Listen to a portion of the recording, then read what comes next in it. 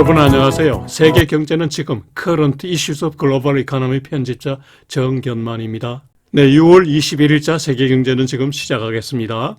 네, 오늘의 토픽은 미 연준이 기준금리 Federal Funds Target Rate를 3.5 내지 3.75% 현행으로 동결하면서 케빈 월시 신임 연준 의장이 5개 태스크포스를 설치하고 FOMC 스테이트먼트 성명서를 내용을 크게 변경하는 한편 종전에 늘 발표해던 더트 플러트 점도표를 폐지를 할 것을 추진하고 있다는 소식입니다.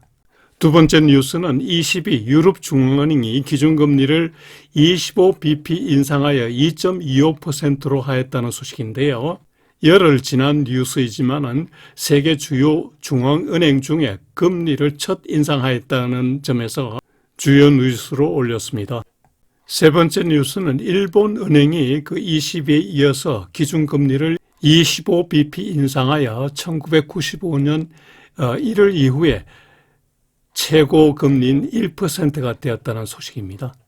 네 번째 뉴스는 미국 금융시장 주요 이슈 및 다이어리입니다. 그리고 오늘의 명상 시간에는 윤동주 시인의 서시 별 해는 밤을 다시 한번 감상하시겠습니다. 네, 오늘의 토픽 Fed Meeting Recap. Walsh announces task forces to overhaul major Federal Reserve operation. CNBC 뉴스입니다.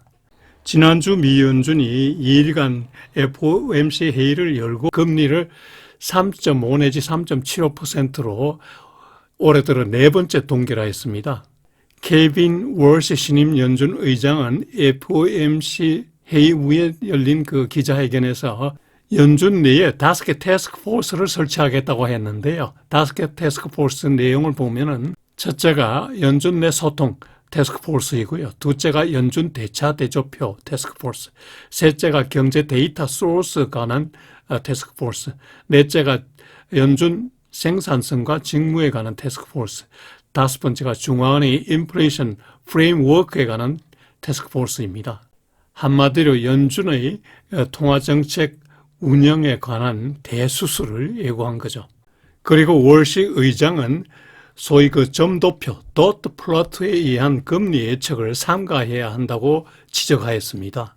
이 점도표, 도트 플러트는 FOMC 보드 멤버 7명 그리고 12명의 그 지역 연준 총재가 향후 3년간 적정 기준금리를 어떻게 예측하는지를 이제 표에 나타낸 건데요. 월시 신임 의장은 이 점도표가 문제가 있다고 판단해서 자기는 점도표에 의견을 제출하지 않았습니다. 그리고 월시는 FOMC 회의 직후에 나오는 스테이트먼트 성명서를 단순화를 주장하였습니다. 종전 스테이트먼트에서는 소위 그 포워드 가이던스를 중시하였기 때문에 보다 상세한 부연 설명이 조금 들어갔는데 이에 따라 한 성명서에 보통 300여 개 문자로 구성되었습니다. 그런데 이번 성명서에는 시장 친화적인 그 포워드 가이던스를 싹 없애고 향후 정책 방향에 관한 언급을 회피하였습니다. 그랬더니 성명서가 130단어로 축소된 거죠. 한편 기자가 월시 의장에게 트럼프 대통령과 사전 협의하였느냐에 대해서 월시는 언급을 회피하였습니다. 케빈 월시가 부임하자마자 5개 태스크포스 설치를 하는 등 조치를 취하니까 월시의 그 내심에 대해서 이제 의심이 많이 생기죠. 5개 태스크포스의 그 명칭에 비추어서 월시는 앞으로 금리 인상 매파의 주장에 반대되는 이론을 펼칠 가능성이 높아 보이죠. 그리고 월시는 벌써 3차례나 패밀리 파이트를 언급하였는데요. 연준 그 멤버 그리고 직원들 간에 패밀리 파이트가 필요하다는 거죠. 즉 연준 내 매파와 비둘기파의 설전도 염두에 두고 있다는 겁니다. 따라서 금리 인하 여건이 미흡하더라도 금리 인하를 준비한다든가 또는 반대로 금리 인상 여건이 되더라도 금리 인상을 막으려는 내심을 갖고 있다는 거죠. 또 월시는 전임 파월 의장이 강력한 인디펜던시 독립성을 실천함에 따라서 발생한 연준과 그 백악관 간의 불신 관계를 해소하고 상호 신뢰 회복에 힘쓸 거라는 겁니다. 월시 의장은 또 2% 인플레이션 타겟도 언급하였는데요. 연준의 2% 물가 목표는 오래된 물가 안정 목표치이다. 따라서 이는 존중하겠다는 거죠. 즉 2% 물가 목표에 재진입할 수 있는 한 이를 수정할 이유가 없다고 말하였습니다. 그런데 현재 그 물가 지수는 많이 올라 있죠. 지난 5월에 CPI 소비자 물가가 전년 동기 대비 4.2%로 물가 안정 목표 2%보다 훨씬 높고요. 그리고 4월에 그 개인 소비 지출 물가는 전년 동기 대비 3.8% 상승하였습니다. 이도 2% 물가 목표치보다는 멀리 떨어져 있죠.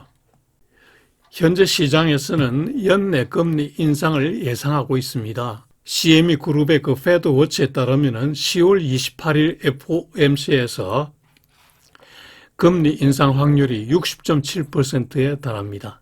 그런데 일주일 전에는 연내 금리 인상 확률이 낮았죠. 최근에 CPI 물가 지수가 크게 올라가고 연준 관계자들의 물가 우려가 자주 나옴에 따라서 금리 인상 확률이 높아진 겁니다. 네, 케빈 월시 신임 의장이 어떤 사람인지 양력을 가져왔습니다. 1970년 뉴욕 알바니 출신입니다. 스탠포드 대학을 거쳐서 하버드 대학에서 주식 닥터 법학 박사를 받았습니다. 모간 스탠리 은행에서 그 M&A 관련 담당 임원을 하였고 조지 W 부시 대통령의 그 경제 자문을 하기도 했습니다. 그리고 2006년부터 2011년까지 그 페드의 보드 멤버를 역임하였습니다. 이미 2008년에 세계 금융위기 파이낸셜 크라이시스 때 버냉키 당시 연준 의장의 그 QT 양적 통화 완화 정책에 반발하여서 사퇴하였습니다. 그리고 이번에 트럼프에서 연준 의장으로 임명되었습니다. 월시 의장의 부인은 화장품 회사 에스텔로드의 창업자의 손녀딸입니다. 그녀의 아버지는 세계 유대인 컨그레스의 총재입니다. 스탠포드 대학 재학 때 서로 만났다고 하는군요. 케빈 월시는 이미 FOMC 멤버로서 6년간 일하였기 때문에 연준의 업무 내용과 속사정을 잘 알고 있다고 봐야겠죠. 이번 성명서 스테이트먼트 상에 달라진 점을 더 보면은 과거 스테이트먼트에서는 그 끝에 개별 보드 멤버가 어떤 투표를 하였는지를 밝혔는데 이번 성명서에는 개별 이름을 밝히지 않고 만장일치로 금리 동기를 하였다 이렇게만 표시하였습니다.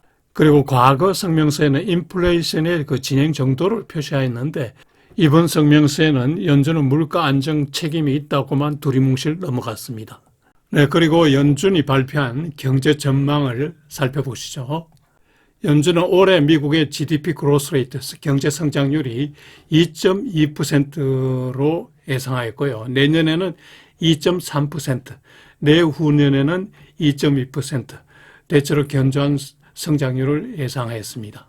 실업률은 올해 4.3%, 그 내년에 4.3%, 내후년에는 4.2%로 전망하였습니다.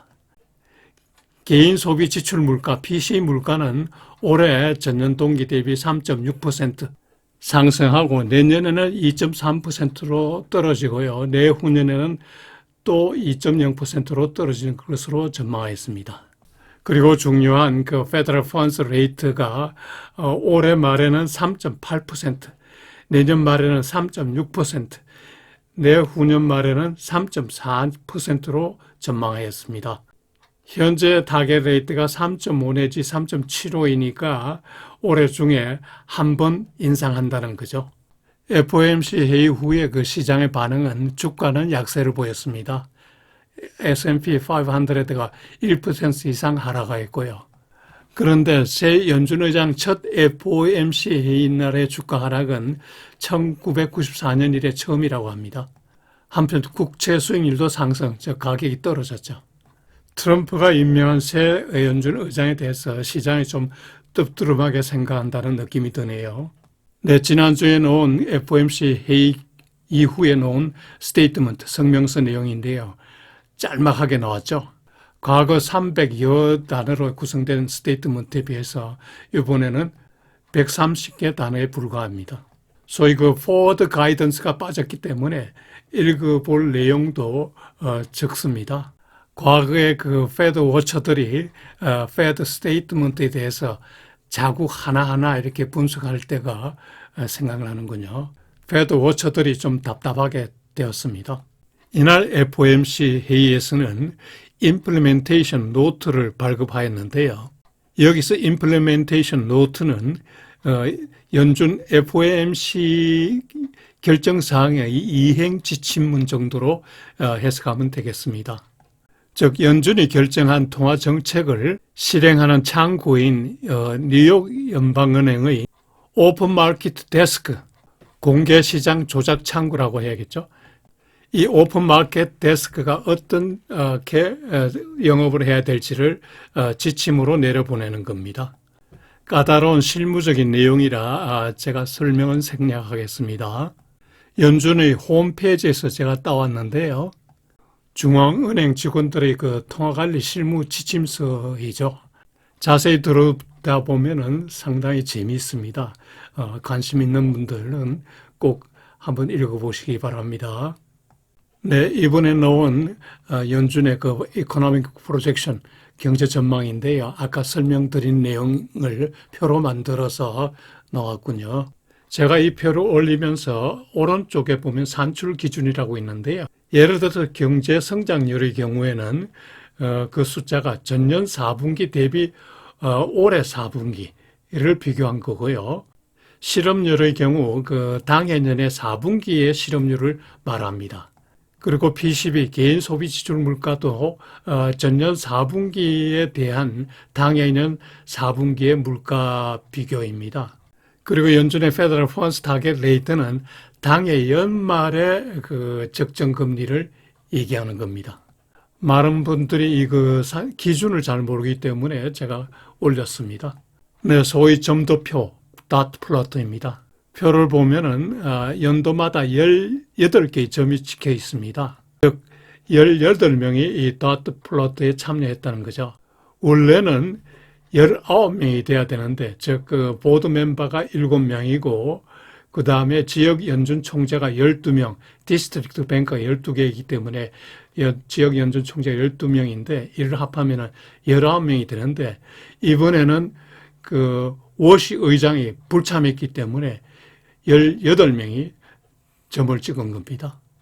월시 의장이 점도표 사용을 앞으로 삼가해야 된다고 이렇게 말했기 때문에 점도표는 이번이 마지막으로 생각됩니다. 과거 페드 워처들은 이 점도표에 나와 있는 점이 어느 점이 누구가 찍은 것인지를 분석하기도 하였습니다. 없어진다니 좀 섭섭하군요. 네, 참고로 CME 그룹에서 발표하는 페드 워치 트래커로 본 향후 연준 금리 예상입니다.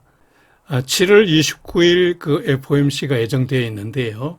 이날 페더럴 펀드 타겟 레이트 확률을 보면은 3.5 내지 3.75% 현행 금리 동결 의견이 확률이 61.5%입니다. 그리고 25bp 올린다는 즉 3.75 내지 4.0% 될 확률이 38.5%로 나왔습니다. 한 달 전에는 이 확률이 10%에 불과했는데 25bp 올린다는 확률이 38.5%로 올라갔습니다. 물가라든가 그동안 여러 가지 경제 여건이 조금 금리 인상 쪽으로 올라간다는 얘기죠. 네, 오른쪽 그래프는 12월 9일 연말에 그 FOMC에서의 페더럴 펀드 타겟 레이트를 찾아봤습니다. 그랬더니 여기는 그 타겟 레이트가 여러 가지로 나옵니다. 현행과 같은 3.5 내지 3.75가 확률의 10.4%에 불과합니다. 그리고 3.75 내지 4.0, 25bp 올린다는 확률이 33.9%고요. 현행보다 50bp 오른다는 4.0 내지 4.25% 확률이 37.6%로 가장 많습니다. 그리고 75bp 올라갈 거라는 확률이 16.0%까지 올라갔습니다. 심지어는 1%포인트 높은 4.5 내지 4.75% 확률이 2.0% 나왔습니다. 즉 시장에서는 타겟 레이트가 연말에는 현재보다 50bp 높은 4.0 내지 4.25%가 될 거라는 거 보는 의견이 제일 많다는 거죠. 네, 참고로 미국 경제 주요 지표들을 가져왔습니다. 시간 나실 때 보시기 바랍니다. 네, 오늘 제가 그 첫 번째 뉴스에 시간을 많이 들였는데 케빈 월시 신임 의장의 등판 그리고 그의 그 5대 태스크포스 설치 운영 등으로 연준의 운영이 통화 정책이 많이 바뀔 것 같아서 제가 오늘 좀 상세하게 설명하겠습니다. 네, 두 번째 소식은 유럽중앙은행 ECB가 기준금리를 25bp 인상해서 2.25%로 올렸다는 소식인데요. ECB 내 물가가 중앙은행 정기 물가 목표 2%를 많이 상회하고 있고 특히 그 중동 전쟁으로 인해서 유가 급등하였는데 이게 전반적 물가 상승 리스크로 확대될 우려가 보이기 때문이라고 하였습니다. ECB는 향후 물가와 경제 성장 전망을 내놓았습니다. 물가를 보면은 올해 3% 상승, 내년에 2.3% 상승, 내후년에 2% 상승으로 전망하였고요. 경제 성장률은 올해 0.8%, 그리고 내년에 1.2%, 내후년에 1.5%로 전망하였습니다. 아시다시피 유럽 경제 많이 나빠졌죠. ECB 전망대로 경제 성장률이 점차 나아지기를 기대합니다. 크리스틴 르가르드 ECB 총재는 중동에서의 전쟁이 물가 상승 압력을 조성하고 있고 그리고 그녀는 우리는 금리 경로를 사전에 내정하지 않는다고 이야기하였습니다.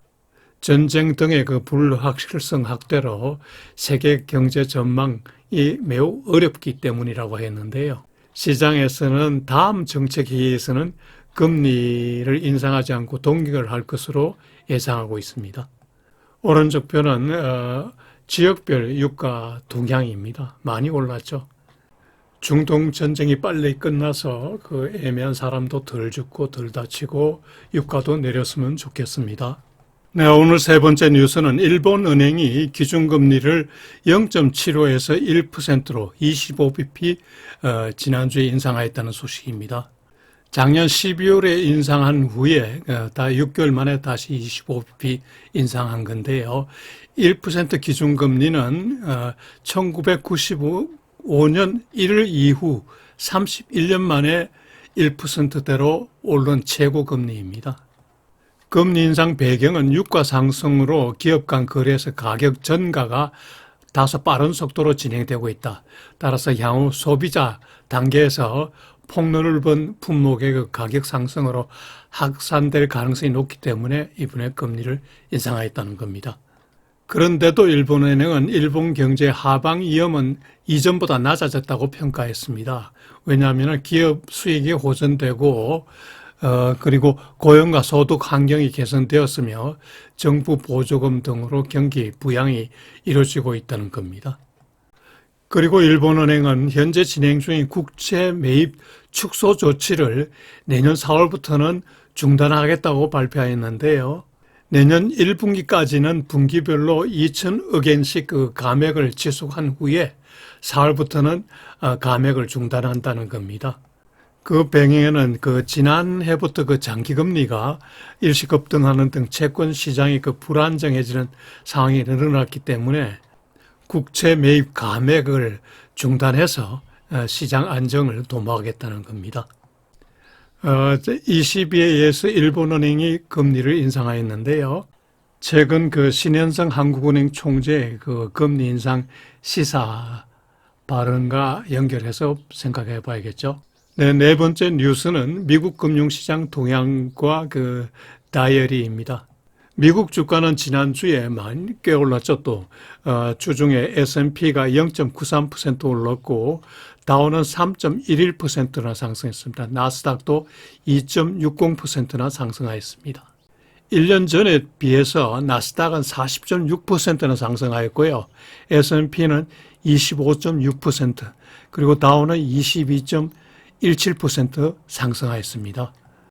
맨 아래 그래프는 S&P 500 그 1년간 지수 추이입니다. 많이 올랐죠. 너무 오르다 보니 최근에 조금 주춤하고 있습니다.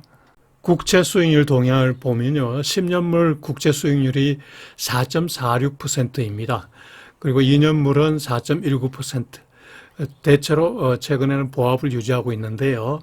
1년 전에 비해서 10년물 국채 수익률은 0.074% 올랐고 2년물은 0.25% 올랐습니다.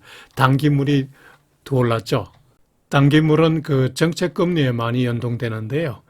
즉, 페드가 금리 인상할 준비를 갖추고 있다고 시장은 보는 거죠.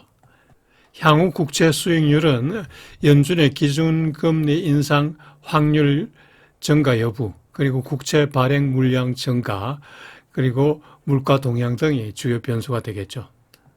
맨 아래 그래프, 미국 10년물 국채 수익률 추이입니다. 지난 3월 이후에 국채 수익률이 많이 올랐죠.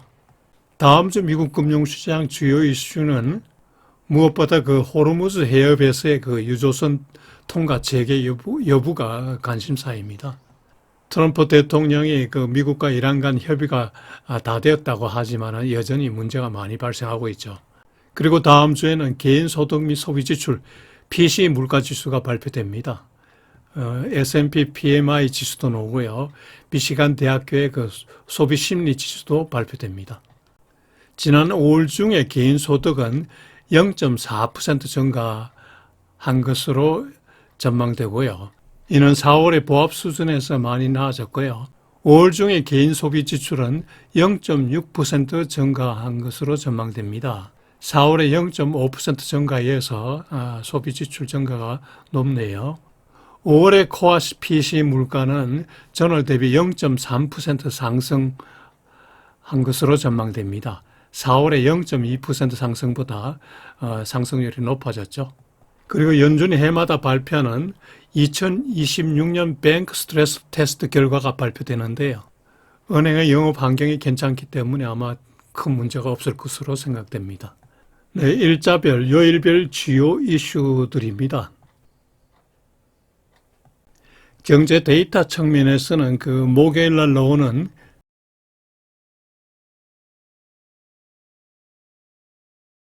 개인 소비 지출 물가가 가장 관심이 가고요. 그리고 그 목요일 발표되는 미시간 대학의 소비 심리 지수가 관심이 갑니다. 네, 오늘 명상 시간에는 윤동주 시인의 서시와 별 해는 밤을 다시 한번 감상하시겠습니다. 윤동주 시인의 그 서시와 별 해는 밤, 한동안 잊었다가 다시 꺼내 읽어보게 되죠. 너무나 순수한 그 젊은 지성이 겪었을 시대적 고민을 공감해 보시기 바랍니다. 참고로 그 별 해는 밤은 1941년 11월 5일 날 쓰였고요. 서시는 보름 후인 11월 20일에 쓰였습니다. 늦가을 별밤에 젊은 지성에게 좋은 시상이 많이 떠올랐던 것 같습니다.